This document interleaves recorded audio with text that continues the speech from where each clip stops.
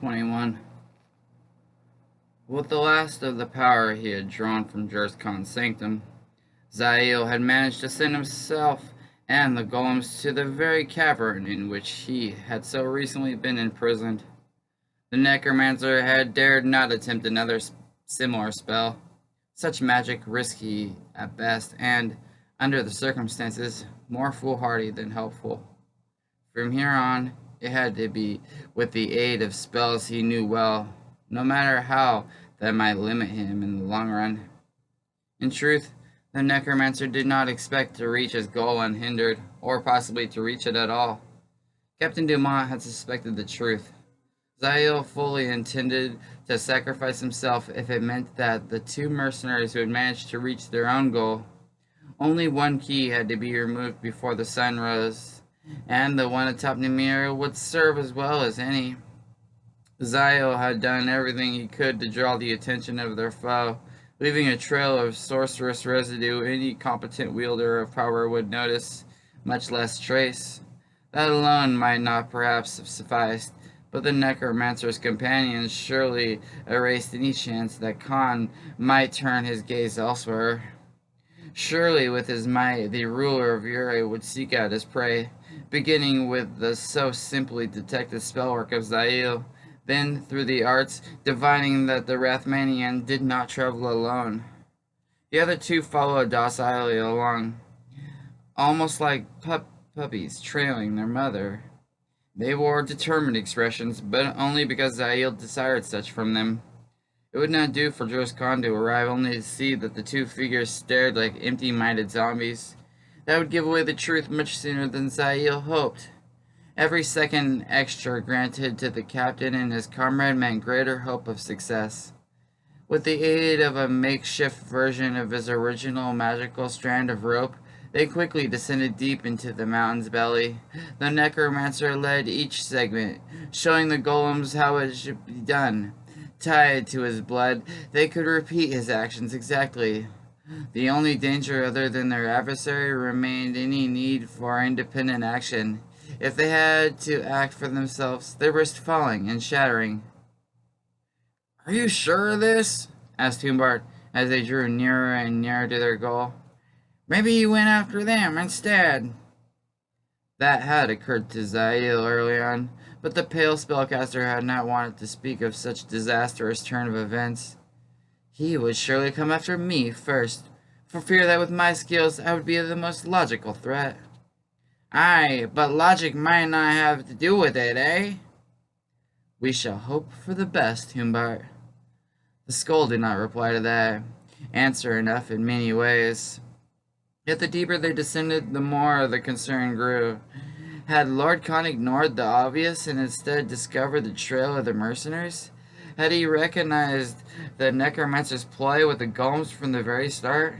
Question after question, uncertainty after uncertainty, plagued Zael as they had never done in his entire life. At last, they reached the level at which the enchanted crystal could be found. Keeping his dagger ready at all times, Zael guided the golems along. The construct had weapons identical to those of the men they had been designed to humiliate. Although these weapons had actually been forged from the same rock used to mold the bodies. How strong those had proven in combat, the spellcaster could not say. Again, all he hoped for was enough of a delay to give the others time to fulfill their own mission. Nearer and nearer they drew, and still nothing impeded their progress. The slight frown that they had early on creased Zael's mouth deepened with each step. Already he noticed ahead a peculiar illumination radiating from the key of Shadow's lair. So close, and still no sign of Khan had pursued him. Would it be the necromancer who succeeded and the mercenaries who paid the ultimate sacrifice? He paused. After a moment's thought, Zael indicated that Gorst Golem should take the lead. The massive figure stepped forward, axe in hand, in much the same manner as the true Gorst would have held it.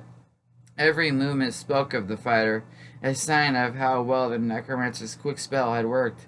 The false Gorst stepped into the very edge of the key's unsettling light. He readied his weapon. Nothing happened. The golem turned to Zael, awaiting orders. The howling form materialized over the construction, falling upon him. The necromancer had never seen such demonic figures before, but he recognized well Captain Dumont's description of the ghoulish creatures that had been all that remained of Uri's once pious inhabitants. The dry husk of a body, the gaping rounded mouth filled with edged teeth, the soulless black holes where the eyes should have been. Even versed as Zael was in the arts of dealing with the dead and undead, the corrupted humans of the fabled kingdom left him shuddering. As the golem struggled with his monstrous foe, a second and third materialized around him. Zael started forward only to have another fiend leap out of the rocky wall and attack. Under strands of loose hair, a face out of a nightmare stared hungrily at the necromancer. The tattered remnants of a once seductive emerald dress barely clothed this shriveled, cadaverous form. "Kiss me," it croaked. "Come, enjoy my caresses." Again, Zael shuddered in open fear. Acting more on reflex than anything, he thrust. To his surprise, the blade sank readily into the ghoul's throat. The dagger flashed brightly as it dug into dry flesh. The abomination let out a gasp that almost sounded relieved. For good measure, Zael twisted the magical weapon, uttering a few quick words. The throat wound flared. As the necromancer removed the blade, the flaring intensified, quickly overwhelming the macabre figure. The creature fell against the wall, curling into a fetal position. In but the blink of an eye, the entire body lay bathed in the furious brightness, the already shriveled form shrinking ever more in on itself. Zael watched a moment longer in order to assure himself that soon there would be nothing at all that remained. He then turned to face those already attacking the first golem and found that not only had their numbers trembled, but now they attacked from both sides. He had been surrounded. The golems did their best to hold the horrific band at bay, both fighting with the mechanical skill that they had inherited from their true mercenaries. The false gorse chopped off the arm of one ghoul, while his counterpart ran another through the chest. Unfortunately, although both warriors were the products of sorcery, their weapons lacked the magical abilities inherent in the spellcaster's blade. True, with enough effort and time, they might be able to hack their foes to pieces, but the numbers and circumstances did not offer that as a likely hope. That left matters to Zael's skills. In such tight quarters, he dared not use either the talons or the teeth of Drangal, especially with Juris Khan, no doubt lurking near, preparing to strike. Still, perhaps something similar. Glancing quickly over his shoulder, Zael cast the spell. From both walls, the ceiling, and even the floor erupted thick bars of ivory, bars of actual bone. One of the demonic attackers collided with the barrier as it arose. Under silent command from Zael, the Kentra golem fell back just in time, barely avoiding being caught with the oncoming fiends. Composed of the bones of 1,000 different long-dead creatures, the wall very efficiently barred the ghouls away. The gaping mouth snapped open and closed, and twisted, dried fingers madly but vainly sought the necromancer. With demonic fury, they struggled to get past his work, but, at least for the time being, the defensive wall held. Yet for how long he could not say. Quickly turning back to those swarming around the gorse golem, Zael cast another spell. With the dagger, he drew a pair of curving lines in the air, at the same time reciting. Two of the monstrous attackers had slipped past the construct, but they managed to come only a few feet toward the necromancer before the spell affected them. With almost human screams, they abruptly cringed, then swiftly backed away. Beyond them, those who had continued to fight the golem likewise suddenly cowered in outright fear. One turned, fleeing into the darkened passage beyond. That caused the rest of the ranks to break, creating a scene both horrific and saddening. Each of the warriors had once been human, and in some ways Zael regretted everything he had been forced to do to them.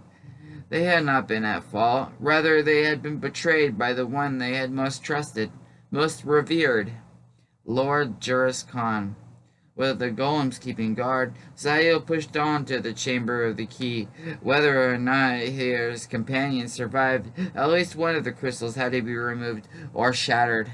If it proved necessary that this be the one, the necromancer would not falter. And there it stood, exactly as he had seen it last. Beyond it, the dead form of Gregis Matsi still hung above. His nightmare, at least at an end. Keeping vigilant, Zael started toward the key. The rotting bodies of the winged fiends he and the others had slain previously lay all about, but no new danger reared his ugly head. Closer and closer the necromancer got to the dark crystal. His fingers came within inches. A cracking sound drove him back. Zael's first clue that the ceiling had begun to collapse. He looked up and saw no sign of any fissure or falling bits of rock, yet the harsh cracking sound continued. Something farther back in the chamber moved. The necromancer's eyes widened. With movements akin to those of a marionette, Gregis Matsi tore himself free of his centuries-old prison. But as Aiel stared into the eyes, he knew that Matsi himself had not stirred to life. The sorcerer had indeed perished earlier, but now his corpse moved at will of the mad Juris Khan. Body glittering from the many crystalline deposits covering it, the undead figure stretched out a crusted hand towards Aiel, who immediately stepped farther out of reach. The hand suddenly shot forth, growing larger and longer as it neared. The necromancer reacted too slowly. The enlonged fingers wrapped completely around him, squeezing him tight, much as the stone ones had done in the tunnel. However, in contrast to that nearly fatal struggle, Zael did not this time have to rely on himself alone. The golems, attuned to his will, strode into the chamber, weapons raised for battle. The stalactite man thrust forward with his other hand, seeking to do with the false Kentrel as he had done with Zael. Commanded by the necromancer, the golem countered the assault with a swing of his blade. A good chunk of the outstretched hand dropped to the floor, but so did a part of the construct's blade. "Surrender your fates," Gregis Matsi uttered. "Repent your sins, and the Archangel may yet accept you." The mouth might have belonged to the resurrected sorcerer, but the voice and words truly could only be those of the Ure's mad monarch. "Kentrel Dumont, my good captain," the macabre figure continued, the blank eyes fixing on the false mercenary. "Throw off your shackles of doubt and deceit forced on you by this corrupted soul. Immortality with Atana awaits you." Despite his predicament, Zael's hopes rose. In those few lines, Lord Khan had revealed that he believed the construct to be the true captain. That meant that he had not noticed the two mercenaries climbing the mirror. Even if Zael perished, the chances still existed that Captain Dumont and Gorse could put an end to the threat posed by this city of the damned. The Kentrel Golem did not answer. Of course, that ability well beyond the necromancer's skill. Instead, he struck again at the reaching hand, chipping off one of its fingers, but losing more of the sword as well. Apparently seeing through the eyes of his undead puppet, Khan had not so far noticed anything odd about the golem, not even the peculiarity of the sword. The longer Zael could distract him, the better. "Captain Dumont listens only to me, my lord," the spellcaster retorted, putting as much condescension in his voice as possible. "So long as I live, his will is mine." "Then for the sake of his soul, and yours, even you must die, necromancer." But although he expected to do just that, Zael had no intention of falling prey to his adversary so easily. Juris Khan's interest in the captain had brought him necessarily seconds in which to plan. The spell risked his own life, but if it succeeded, then Khan himself would have to take the stage. He pictured a starburst in his mind, then overlaid it upon the crystalline form once inhabited by Gregis Matsi. With what air still existed in his lungs, Zael shouted out a single word of power. Gregis Matsi exploded. The force of the explosion sent Zael flying backward into the Kentrel Golem. A torrent of rocky missiles assailed the necromancer and his two puppets. The entire chamber shook, and the stalactite that had held Matsi for so long plummeted to the floor, impaling the earth there. Zael struck his head hard, becoming momentarily dazed. Rocks continued to pelt him, forcing the necromancer to cover his face with his arms. He had cast a variation of spells that caused the corpse of the one who had died violently to unleash in an awful explosion the anguish sealed in the body during its last terrible moments of life. Unfortunately, although Zael had tried hard to focus the direction of that explosion, the size of the chamber had made it impossible for him to avoid some backlash. With effort, the stunned necromancer rose to his feet. Neither golem moved to assist him, not having been told to do so. Zael looked them over quickly, assessing the situation. Up close, he could see the damage that they, unprotected by any wards, had taken.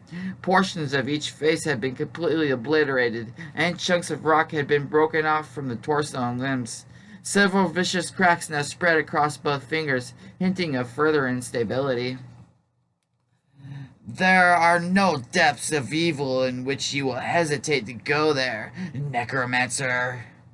Zael quickly turned to the Key of Shadow, and behind it, the sanctimonious face of Jurus Khan. The robed monarch gazed down fondly at the crystal, even placing his hands upon it as one might a favored child. Illuminated by a peculiar dark light, Lord Khan looked as monstrous as the creatures his people had become.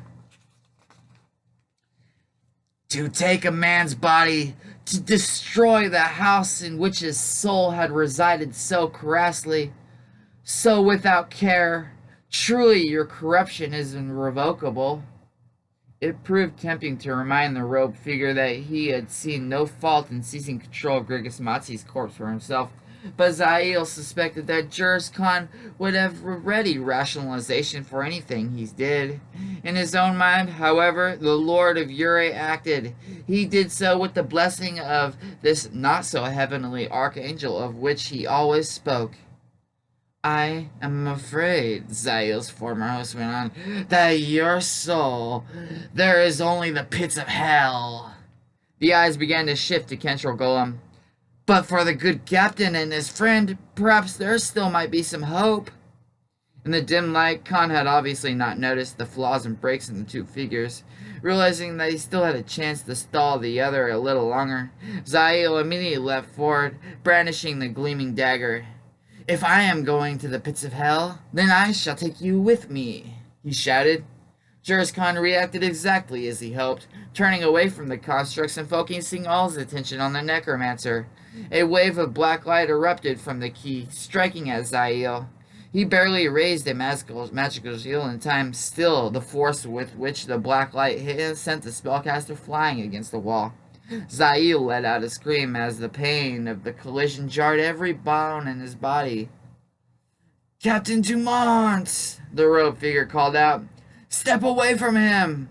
Come to me! Atana awaits you! The golem, of course, did not move. Leaning forward, face contorted with effort, Lord Khan repeated himself. Step away from him! Come to me! Atana! And as Zael struggled once more to his feet, his head pounding and his legs almost ready to buckle again, Atana's father realized the trick that had been played on him. Homunculi! Khan shouted. Raising one hand, he pointed at the one resembling Captain Dumont. The golem trembled. It took one step forward, only to leave the bottom half of its leg behind. The lack of balance quickly assailed the necromancer's creation, and it tipped forward. However, even before it could crash to the floor, the arms, the other leg, even the head broke off, scattering in different directions. Lord Khan formed a fist. The golem lost any last semblance to a form of a man.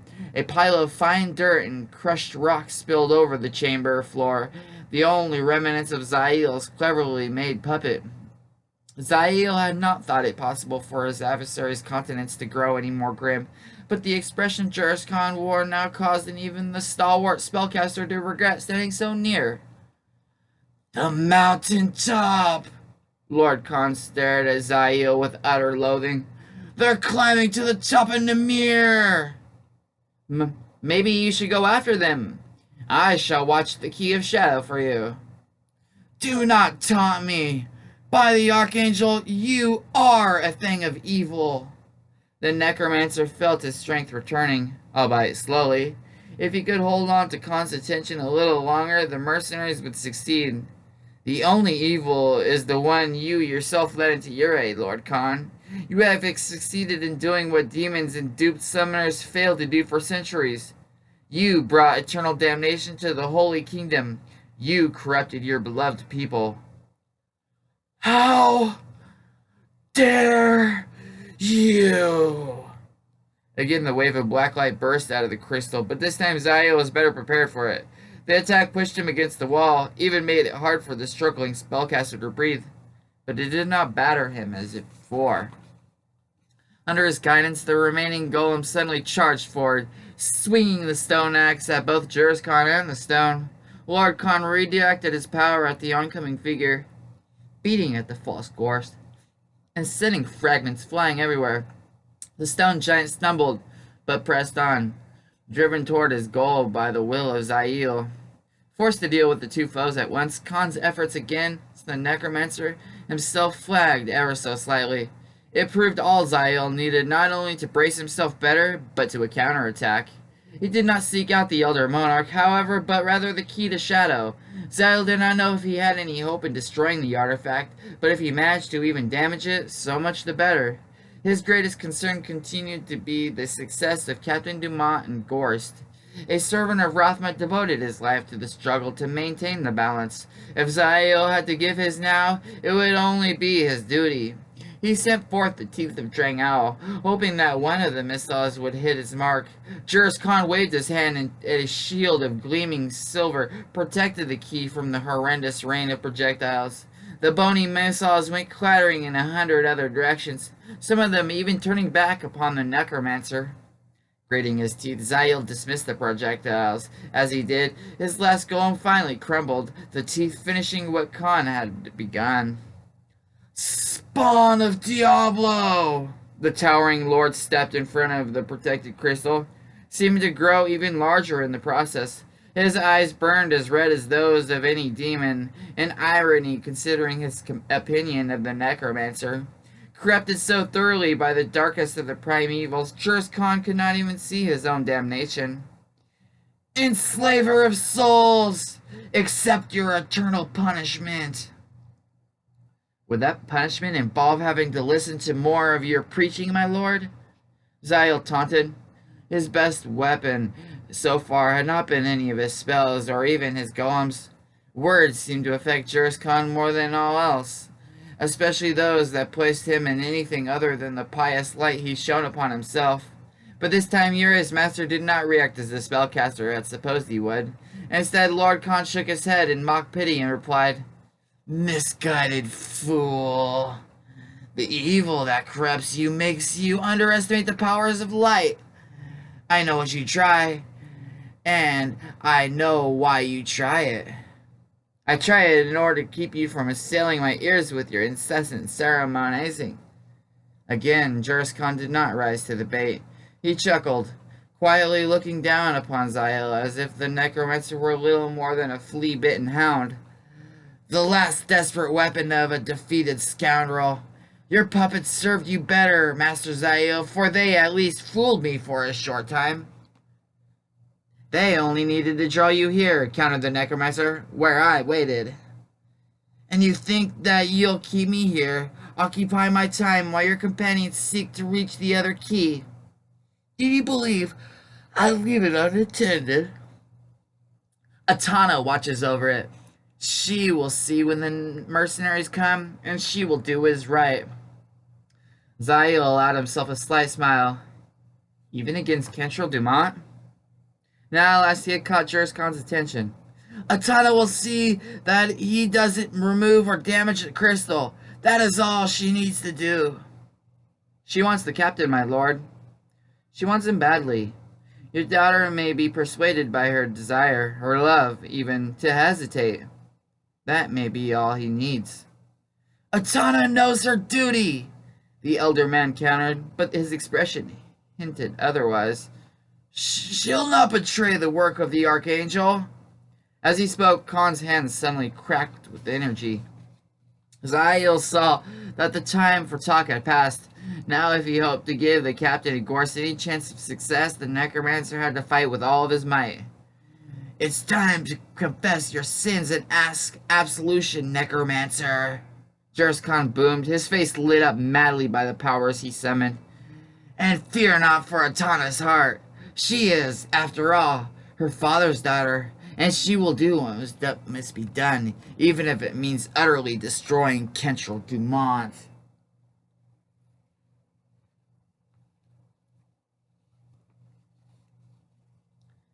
The high winds and the fierce chill did not in any way touch the crimson-haired enchantress as she searched the darkened mountainside for the giant Gorst. From her momentary perch atop a narrow, precautious ledge, she surveyed the rock face with eyes that saw in the dark almost as well as cats, seeking out the telltale signs of movement. Only one other thought distracted her, burrowed into her mind with the savage intensity of a hungry leech. She knew that her father had promised not to harm her darling Kintrel, but accidents did happen. In his misguided belief that the necromancer spoke truly, Kintrel might sacrifice himself for the dour, pale figure. That would very much upset Atana. Seeing nothing out of the ordinary, she transported herself to another location. Atana hoped to stay clear of the near top of the mountain peak, even the night sky, no protection.